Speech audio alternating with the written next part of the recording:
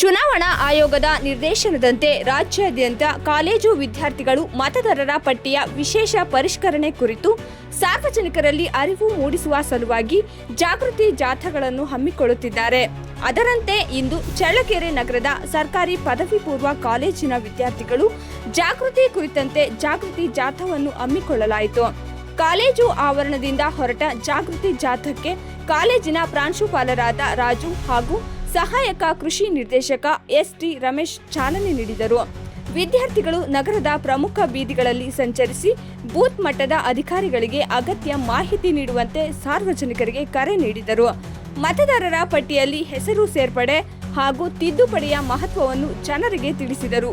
ಈ ಜಾಥಾ ಕಾರ್ಯಕ್ರಮದಲ್ಲಿ ಉಪನ್ಯಾಸಕ ಜಬೀವುಲ್ಲಾ, ಕುಮಾರಸ್ವಾಮಿ, ಮಂಜುನಾಥ್, ಇಮ್ರಾನ್, ನಾಗರಾಜ್ ಬೆಳಗಟ್ಟ, ಶ್ರೀನಿವಾಸ್, ಈಶ್ವರಪ್ಪ, ರೇಖಾಲತಾ, ರಾಣಿ, ಶಾಂತಕುಮಾರಿ, ಆಶಾರಾಣಿ, ಜಗದೀಶ್, ತಿಪ್ಪೇಸ್ವಾಮಿ ಇದ್ದರು.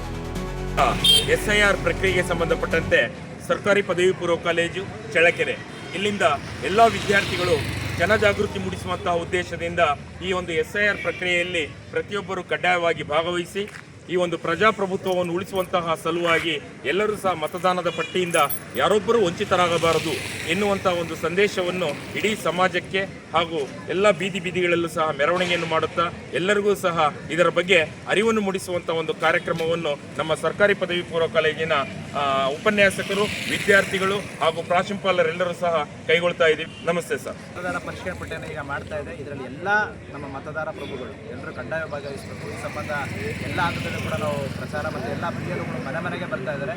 ದಯಮಾಡಿ ಈ ಒಂದು ಸಂಬಂಧ ನಮ್ಮ ಪದವಿ ಪೂರ್ವ ಕಾಲೇಜಿನ ವಿದ್ಯಾರ್ಥಿಗಳು ಮತ್ತು ಆ ಒಂದು ಕಾಲೇಜಿನ ಎಲ್ಲ ಅಧ್ಯಾಪಕರು ಕೂಡ ಈ ಒಂದು ಭಾಗಿಯಾಗಿದ್ದಾರೆ.